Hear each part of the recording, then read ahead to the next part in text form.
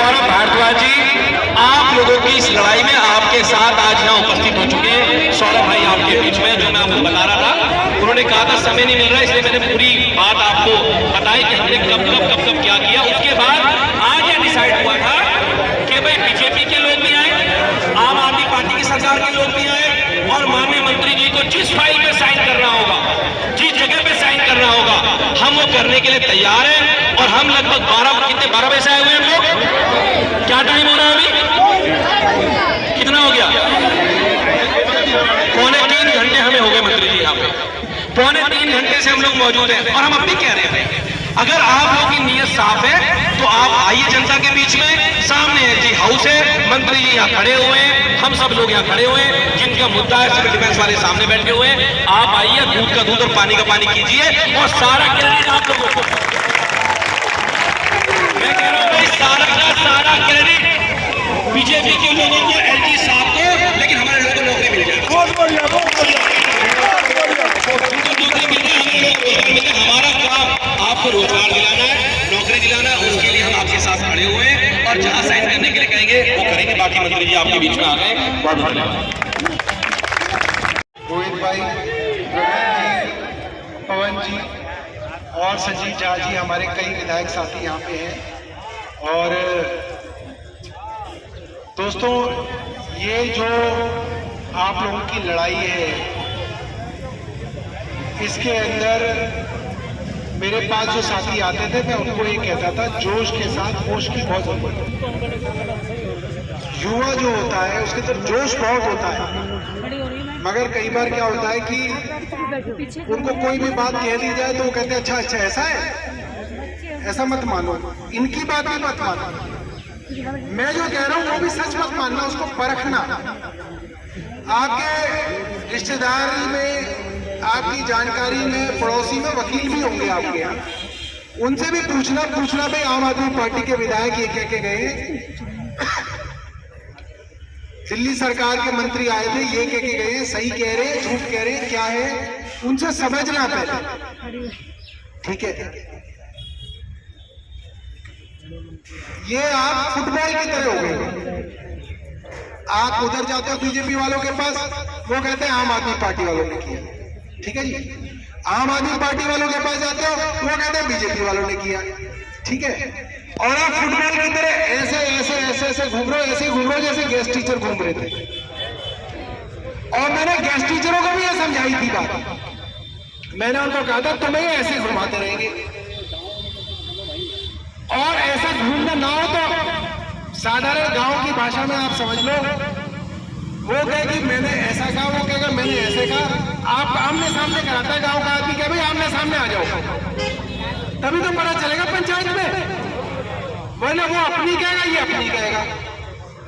तो मैं आपको कह रहा हूं कि कोई बहुत ज्यादा इसके अंदर लिखत पढ़त की जरूरत नहीं है कि जी किस कागज में क्या लिखा है, कौन सी फाइल कहां जाएगी, कैसे जाएगी। आदेश हो जाएंगे तो फाइल अपने आप ही जाएगी, और आदेश नहीं होंगे तो फाइल ना फाइल जाएगी। बस आप यही चक्कर में रहोगे कि हमारी फाइल वहां है, हमारी फाइल वहां है, हमारी फाइल वहां है, आपकी फाइल कहीं ना है। मैं आपको बता रहा हूं, क्योंकि जब तक आदेश नहीं होंगे वो फाइल ऐसे ही आपको बेवकूफ बनाते रहेंगे। तो मैंने आपके लोगों को भी कहा था, 2 पावर है दिल्ली के अंदर, एक भारतीय जनता पार्टी की केंद्र सरकार द्वारा नियुक्त किए हुए एलजी साहब हैं, विनय सक्सेना जी हैं, एक दिल्ली की जनता द्वारा चुनी गई आम आदमी पार्टी की सरकार है, जिसके मुख्यमंत्री अरविंद केजरीवाल जी हैं, ठीक है। यही 2 पावर है, इसके अलावा कोई तीसरी पावर नहीं। अब एलजी साहब चुनाव नहीं लड़ते, तो एलजी साहब के आगे आप लेट जाओ, कुछ ही कर लो, उन्हें क्या फर्क पड़ेगा? कोई फर्क पड़ेगा? भाई ऐसे अफसर की तरह हो तो अफसर की तुम हाय हाय कर लो, क्या होगा? उसको कहेगा कि मेरा क्या कर लोगे, मुझे वोट चाहिए ही नहीं उन्हें।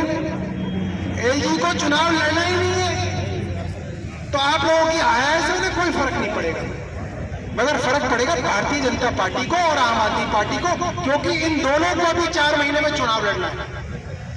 4-5 महीने बाद दोनों पार्टियों को चुनाव लड़ना है, और आप लोगों की वोट चाहिए। और ये बात मैंने एमपी इलेक्शन से पहले भी बोली थी, कई लड़के मेरे पास आते थे मैं उन्हें कह रहा था अभी मेंबर ऑफ पार्लियामेंट का इलेक्शन है, 7 कैंडिडेट भारतीय जनता पार्टी के और 7 कैंडिडेट अपोजिशन के हैं। इन सबके पास जाओ, 14 के 14 को एलजी साहब के पास लेके जाओ और देखो काम कैसे नहीं होता। वो बहुत बड़ा मौका था, वो आपसे चूक गया वो मौका, आप मानो इस बात को। और ये मौका भी अगर आप समझदारी से नहीं चलोगे तो ये भी चूक जाएगा। क्यों? वो कहेंगे अरे यार इलेक्शन हो जाने तो फिर देखेंगे, फिर कोई ना देखेगा, इलेक्शन से पहले ही देखेगा जो देखेगा। मैं आपको बात बता रहा हूं। और 10,000 लोग मतलब 10,000 परिवार है, अगर ये अपनी पे आ गए तो कोई भी सरकार बना सकते हैं और कोई भी सरकार गिरा सकते हैं। और ये अहिंसा की ताकत है आपकी। आप ये मत सोचो कि आपको किसी की बस फोड़नी है, आपको किसी के टायर की हवा निकालनी है, आपको किसी से झगड़ा करना है, कोई कुछ करने की जरूरत नहीं। अहिंसा की ताकत का इस्तेमाल करना है, अपनी वोट की ताकत का इस्तेमाल करना है। तो मैंने अब उनको ये बोला है कि भाई भारतीय जनता पार्टी के 7 सांसद चुने गए हैं, 8 इनके विधायक हैं, हमारे भी मित्र ही, ऐसे कोई हमारी दुश्मनी नहीं है, मिलते रहते हैं। और 62 हमारे, 2 चले गए, वो उनके 10 हो गए, हमारे 7 हो गए। ठीक है, अब 60 हमारे पास है, 8 उनके पास है, 2 आउट हो गए, वो डिस्क्वालीफाई हो गए। वो एक दिन आप तय करो, ऐसा मत सोचो कि आज हो गया अब मामला खत्म हो गया, ऐसा कुछ नहीं है। एक दिन तय करो और एकदम मत करो कि कल कर लो, परसों कर लो, 3 हफ्ते लो, 2 हफ्ते लो, चाहे तो 1 महीना ले लो। प्रेस कॉन्फ्रेंस करके बताओ कि जी इस तारीख को एलजी साहब से समय मांग रहे हैं सारे आम आदमी पार्टी के विधायक, सारे मंत्री, सारे सांसद भारतीय जनता पार्टी के और सारे विधायक शांतिपूर्ण तरीके से एलजी साहब के दफ्तर में बैठेंगे। शांतिपूर्ण, कोई लड़ाई झगड़ा कोई ना है, हमारी कोई जायदाद कोई ना बटनी, कोई लड़ाई झगड़ा नहीं है। और आप भी एलजी साहब को चिट्ठी देके आओ कि जी इसका हमें फैसला करना है, मंत्री से जो करवाना है मंत्री से करवाएंगे, एलजी साहब से जो करवाना है एलजी साहब से करवाएंगे, 2 ही तो है। उस मीटिंग में एलजी साहब कहने कि भाई ये चीज है जिसकी वजह से इनकी भर्ती नहीं हो रही, यहां तुम साइन कर दो, मैं वहां साइन कर दूंगा, आपके सामने कसम खा रहा हूं बच्चों के, जहां एलजी साहब कहेंगे वहां साइन कर दूंगा। कोई हमें और हमारे जो मंत्री भी हैं वो भी जहां कहेंगे कि भाई इनको दोबारा भर्ती करने के लिए यहां साइन करना है, हम वो साइन करके कागज में वहीं पे हाथ से टाइप करने की जरूरत नहीं है, हाथ से लिख के उनको दे देंगे। इसके अंदर हमें कोई दिक्कत नहीं है, बशर्ते एलजी साहब जो है इस पे कहें कि भाई तुम ये लिख के दे दोगे, हम इनको भर्ती कर लेंगे। ये होना चाहिए आमने सामने, और फिर वो आदेश दे दे विभाग को कि भाई ये जो इनको लिखना था इन्होंने लिख के दे दिया, आदेश दे दे और वो आपकी भर्ती दोबारा वापस हो जाए, आप लोग दोबारा बहाल हो जाए। छोटा सा चीज है, बहुत ज्यादा लंबा चौड़ा नहीं है। अब क्या करना है, आपको एक ग्रुप बनाने अलग अलग, ठीक है भाई, जो भारतीय जनता पार्टी के समर्थक है वो भी आपके दुश्मन नहीं है, वो भी आपके दोस्त है, उनको प्यार से लेके आओ अपने पास, कहो भाई तुम्हारी ज्यादा जरूरत है, उन्हें छोड़ो मत। जो भारतीय जनता पार्टी के समर्थक हैं, उनके नेताओं को जानते हैं, उनके साथ उनका कुछ कनेक्शन है, उनको लेके आओ, उनको कहो भाई ऐसा है अब हम 2 ग्रुप बना रहे हैं, एक बीजेपी के नेताओं को जाके इनविटेशन देंगे, इनविटेशन दो, बाकायदा वीडियो बनाओ और नेताजी की भी वीडियो बनाओ, नेताजी हम आपको बुला रहे हैं, आप आओगे, नेताजी बोलेंगे आएंगे, उस वीडियो को डालो अपने व्हाट्सएप ग्रुप में कि ये नेता आने के लिए तैयार हो गया, ये नेता आने के लिए तैयार हो गया। आम आदमी पार्टी वाले जो है आपके, वो आम आदमी पार्टी वाले विधायकों और मंत्रियों को पकड़े कि ये तैयार हो गया, ये तैयार हो गया, ये तैयार हो गया, शांति से इसको करो।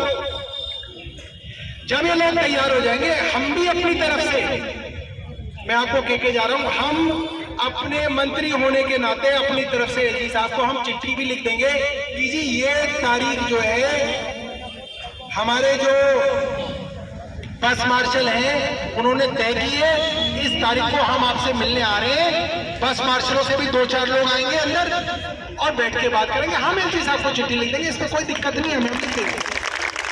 मगर इसको आप शांति से आगे बढ़ाओ, कोई तारीख तय कर लो। मैंने सुना था रामवीर विधुड़ी जी आने वाले हैं 2 बजे, इसलिए मैंने कुलदीप भाई को बोला था मैं 2 बजे के करीब आऊंगा। खैर वो नहीं आए, कोई बात नहीं, हमारा कोई झगड़ा नहीं है उनसे, क्यों नहीं आए क्या नहीं आए, कोई बात नहीं जी, एक बार और रखते हैं सब। मगर इस चीज को प्रेस कॉन्फ्रेंस करके बताओ कि जी ये तारीख रखी है, इस तारीख पे हमने भारतीय जनता पार्टी और आम आदमी पार्टी दोनों के नेताओं को बुलाया है और एलजी साहब के दफ्तर में जाएंगे।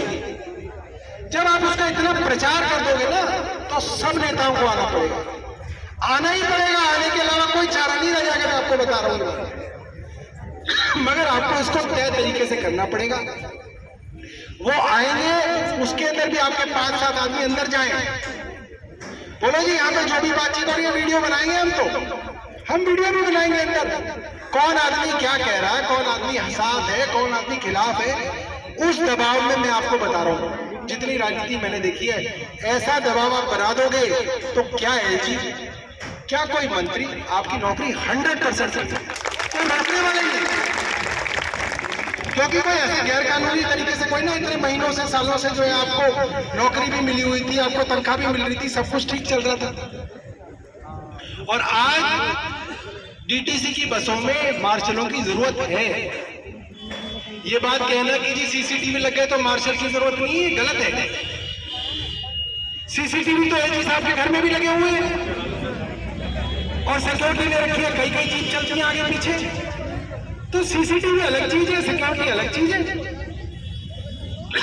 तो ये कहना किसी अफसर का कि क्योंकि जी सीसीटीवी लग गए बसों में, पैनिक बटन लग गया तो मार्शलों की जरूरत नहीं है, पूरी तरीके से गलत बात है। मार्शलों की जरूरत दिल्ली ट्रांसपोर्ट कॉर्पोरेशन डीटीसी की बसों के अंदर जरूरत है। सरकार इसके लिए तैयार है और सरकार तो इस चीज को जा जाके बताती थी अलग अलग राज्यों में कि हमने बसों के अंदर मार्शल लगाए हुए हैं। तो बहुत लंबी बात नहीं कहूंगा, छोटी बात कहूंगा, आप लोग इसके अंदर अपनी टीम बना लीजिए और इसको काम करिएगा।